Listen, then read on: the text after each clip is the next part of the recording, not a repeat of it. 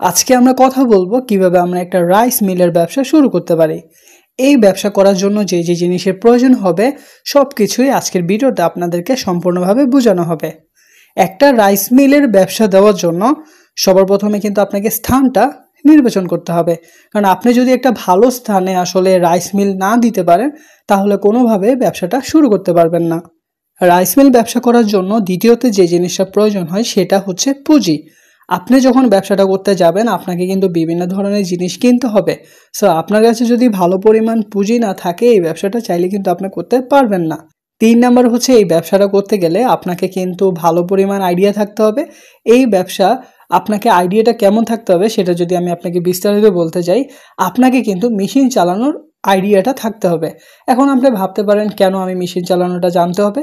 যদি আপনার কোনো কারণে আজকে কর্মচারী না আসে আপনার ব্যবসাটা কিন্তু বন্ধ থাকবে না। এই জন্য কিন্তু আপনাকেও কিছু নলেজ নিয়ে নিতে হবে। এই রাইস মিলের ব্যবসা কিন্তু আপনাকে অল্প থেকে শুরু করতে হবে। প্রথম অবস্থায় ছোটোখাটো কিছু মেশিন দিয়ে শুরু করতে করতে একসময় কিন্তু এই ব্যবসাটাকে আপনি অনেক বড়োভাবে তুলে ধরতে পারবেন। এবং কি এই ব্যবসাটা করতে গেলে আপনাকে মার্কেটিং করতে হবে। এখন চারোদিকে কিন্তু কম্পিটিটর বেড়ে গেছে। সো আপনি যত বেশি মার্কেটিং করবেন, যত মানুষ জানবে এখানে একটা রাইস মিল আছে, মানুষ চেষ্টা করবে সেইখান থেকে নেওয়ার জন্য। অনেকে কিন্তু পাইকারিতে আপনার থেকে নিয়ে যাবে তাদের দোকান বা অন্যান্য জায়গায় বিক্রি করার জন্য। আপনি চেষ্টা করবেন অবশ্যই কিছু কর্মচারী রাখার জন্য যারা হচ্ছে আপনার সেখানে কাজগুলো করবে, এবং কি আপনি চেষ্টা করবেন বাইরে থেকে কিছু বাড়তি অর্ডার এনে দেওয়ার জন্য। এবং কি আপনাকে কিন্তু মার্কেট সেল সম্পর্কেও ভালো ধারণা থাকতে হবে।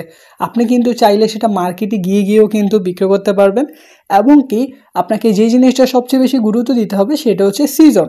যখন ধানের সিজন থাকে তখন কিন্তু রাইস মিলের ব্যবসাটা সবচেয়ে বেশি হয়। আপনারা যখন ধানের সিজন আসবে তখন কিন্তু পুরোপুরিভাবে প্রস্তুত থাকবেন। দরকার হলে কর্মচারী একটু বেশি নেবেন, অন্যান্য কাজ কমিয়ে দিবেন। আপনারা সবচেয়ে বেশি গুরুত্ব কিন্তু তখন আপনার রাইস মিলের মধ্যে দিতে হবে, কারণ আপনি তখন যেই পরিমাণ ইনকাম বা ব্যবসা করতে পারবেন বাকি 6 মাসে কিন্তু সেটা করতে পারবেন না। চেষ্টা করবেন উচ্চ মূলধন আসলে বিনিয়োগ করে রাখার জন্য, কারণ হচ্ছে আপনি যদি ভালো পরিমাণের মেশিনপত্র কিনে রাখেন, আপনি যদি আপনার সেই রাইস মিলটাকে বড়োভাবে করতে পারেন তাহলে কিন্তু আপনি ব্যবসাটাকে আস্তে আস্তে অনেক উপরে নিতে পারবেন। আপনার সেই রাইস মিলে যে মেশিনগুলো রয়েছে সেগুলো কিন্তু আসলে রক্ষণাবেক্ষণ করতে হয়, সেই দিকে অবশ্যই সতর্ক থাকবেন। আর আমি যদি লাভের কথা বলি, আপনার একটা সিজন দিয়ে কিন্তু আপনি পুরো বছরের লাভটা তুলে ফেলতে পারবেন।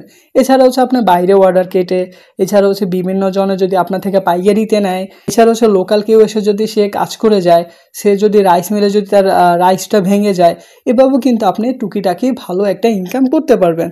এবং কি আপনি কিন্তু চাইলে রাইস মিলের পাশাপাশি তেলের মিল, তারপর আমরা যদি বলি মশলার মিল, এগুলোও কিন্তু আস্তে আস্তে দিতে পারবেন। সো আজকে যেহেতু রাইস মিল নিয়ে কথা বলেছি, আপনি একটা রাইস মিল দিতে গেলে আপনার যে যে জিনিসের প্রয়োজন হবে আমি সব কিছুই বুঝিয়ে বলেছি। আমি আরেকবার বলে দিচ্ছি সংক্ষেপে আপনার আসলে কী কী জিনিস জানা দরকার। আপনাকে স্থানটা নির্বাচন করতে হবে, ভালো পুঁজি রাখতে হবে, আপনাকে মেশিন সম্পর্কে একটা আইডিয়া থাকতে হবে, অল্প থেকে শুরু করার চেষ্টা করবেন, মার্কেটিং করার চেষ্টা করবেন, অবশ্যই কর্মচারী রাখবেন, মার্কেটে সেল করার চেষ্টা করবেন, সিজনটাকে বেশি গুরুত্ব দিবেন, একটা ভালো মূলধন রাখবেন, নিয়মিত মেশিনগুলো রক্ষণাবেক্ষণ করবেন, এবং কি লাভ কিন্তু আপনার সিজনে চলে আসবে। আশা করি আপনি এই ব্যবসা সম্পর্কে একটা ভালো ধারণা পেয়েছেন। আশা করি আপনি সুন্দরভাবে এই ব্যবসাটা পরিচালনা করতে পারবেন। সবাই আমাকে ভালোবাসা দিবেন, সাপোর্ট করবেন। আসসালামু আলাইকুম।